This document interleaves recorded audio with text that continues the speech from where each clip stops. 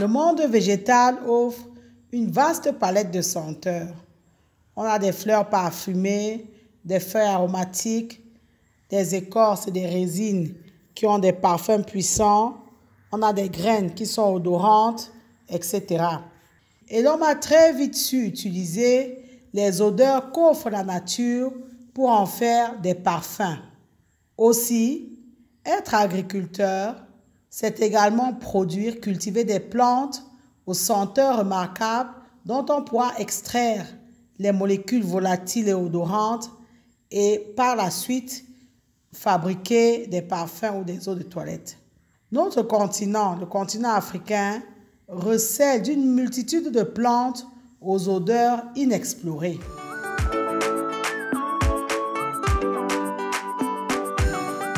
Un agriculteur peut investir dans des plantations de fleurs uniquement pour en extraire les odeurs.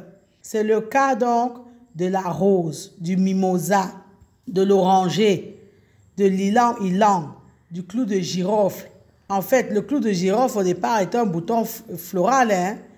Donc, le muguet, le lys, ceux qui sont familiers des fleurs savent que le lys est très odorant, la lavande, le jasmin, etc. On peut également extraire les parfums des feuilles. On peut utiliser les feuilles des plantes et en extraire des parfums. C'est le cas de la plupart de nos plantes aromatiques, à l'instar de la menthe, de l'eucalyptus, des agrumes même, du géranium, du romarin, etc. Ces plantes aromatiques-là, ce sont des feuilles qui sont parfumées. On peut également utiliser les racines des plantes et extraire de ces racines-là des parfums. C'est le cas du vétiver et de l'iris, d'où sont extraits des fragrances. Les bois et les écorces des plantes peuvent également être des fournisseurs de parfums. Fournisseurs entre guillemets. C'est le cas de la cannelle qui donne un très bon parfum, du cèdre de l'Atlas, du santal, du bois de rose, de l'amiris, etc. Les résines et les gommes également sont des éléments à parfum. C'est le cas de la myrrhe et de l'encens, du benjoin. On extrait des parfums également des graines des plantes. C'est le cas de la muscade, du poivre. Le poivre est très odorant.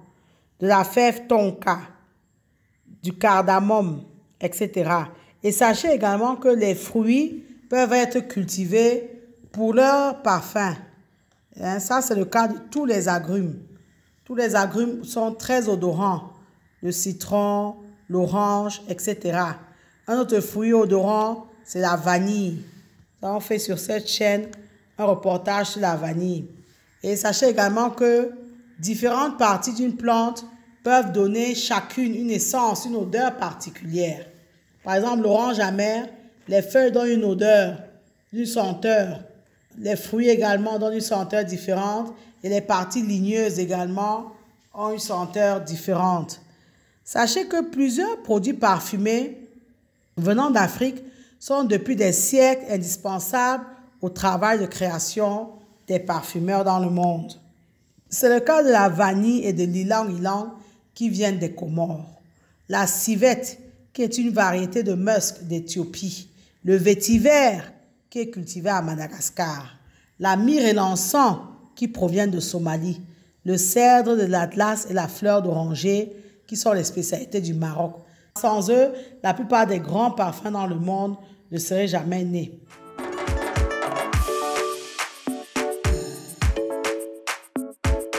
Les substances odorantes sont extraites des plantes de différentes manières. Selon déjà leur concentration dans la plante, selon leur fragilité, dont la sensibilité à la chaleur par exemple, et selon les contraintes de coût. Il faut savoir que certaines des techniques dont nous allons vous parler sont véritablement onéreuses, elles sont très chères. Pour extraire des substances odorantes des plantes, on peut utiliser plusieurs techniques. On peut par exemple utiliser la distillation à la vapeur.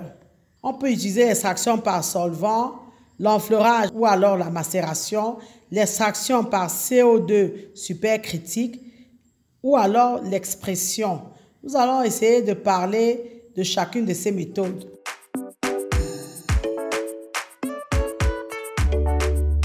La distillation à la vapeur, c'est la méthode la plus fréquente pour extraire les odeurs et les senteurs des plantes. Elle permet d'obtenir une huile essentielle.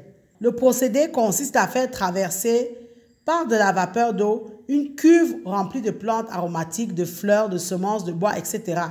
À la sortie de la cuve de distillation et sous pression contrôlée, la vapeur d'eau qui est enrichie d'huile essentielle va traverser un serpentin où elle va se condenser.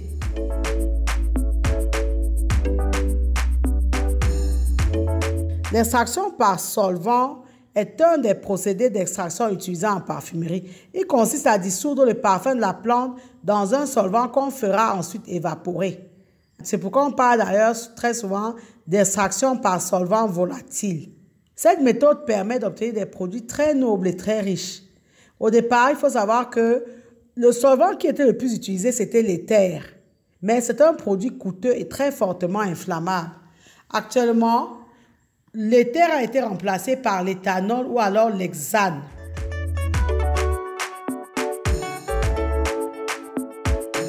L'enfleurage est une méthode de fabrication de parfums qui repose sur l'utilisation d'un corps gras et dont la faculté de ce corps gras à absorber naturellement des odeurs.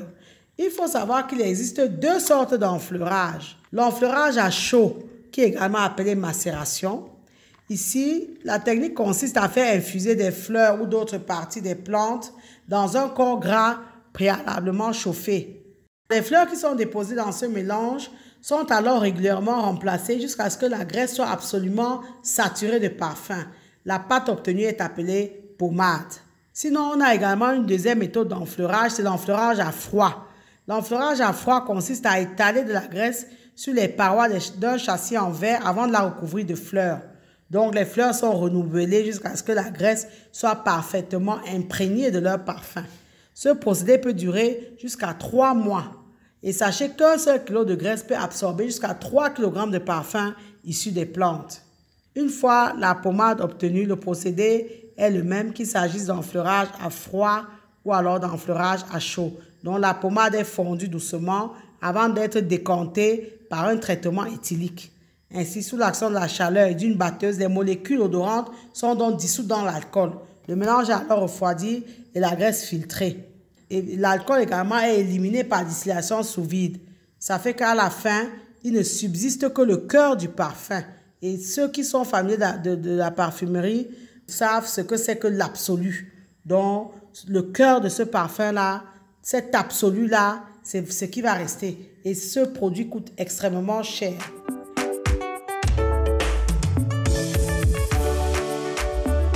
C'est une technologie d'extraction qui apparaît comme une solution d'extraction idéale qui permet de conserver les caractéristiques originelles des éléments végétaux. L'extraction par CO2, aussi appelée SOFACT, c'est un des procédés d'extraction de matières premières utilisés en parfumerie. Donc, par cette technique, on récupère l'huile essentielle contenue dans la plante ou dans la matière grâce au dioxyde de carbone. Et ce dioxyde de carbone doit être à l'état supercritique.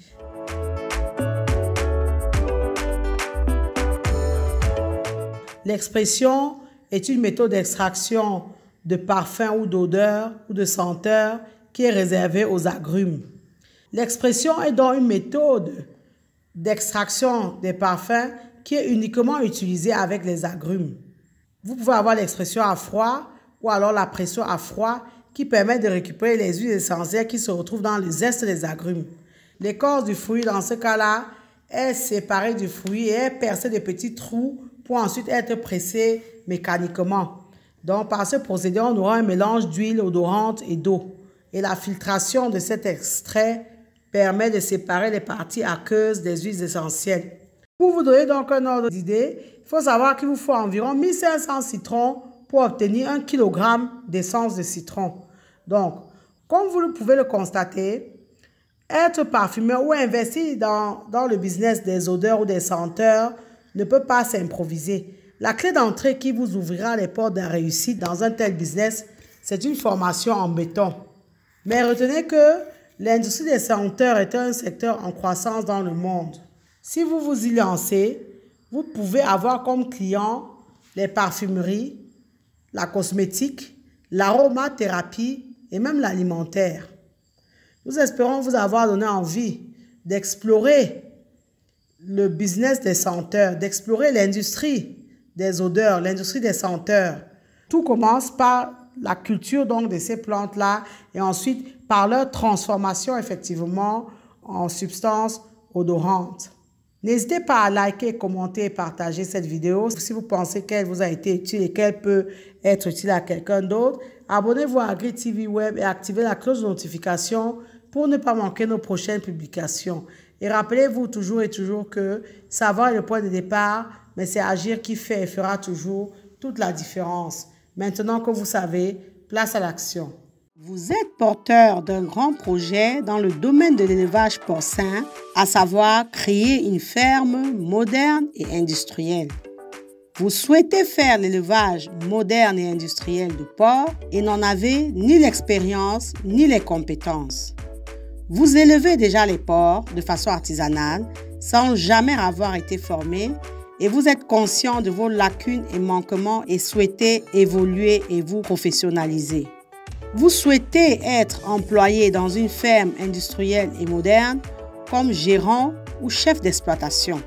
Vous souhaitez encourager un membre de votre famille ou de votre entourage à apprendre le métier d'éleveur de porcs. Aussi, vous êtes à la recherche d'une formation complète dans le domaine de l'élevage moderne et industriel de porcs. AgriTV Web a la solution.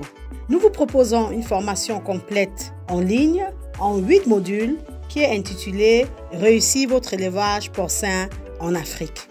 Au terme de la formation, vous serez capable d'assurer le pilotage opérationnel d'un élevage porcin, c'est-à-dire suivre, observer, surveiller, reproduire les animaux, les commercialiser, organiser toutes les activités de l'élevage, enregistrer les performances, alimenter convenablement en fonction des âges, etc. Parce qu'elle est le fruit de notre expérience terrain de plusieurs années, cette formation vous fera gagner en temps car elle vous évitera de commettre beaucoup d'erreurs qui sont le propre de personnes novices ou inexpérimentées. Soyons des éleveurs professionnels. Si vous êtes intéressé, contactez-nous par mail ou par WhatsApp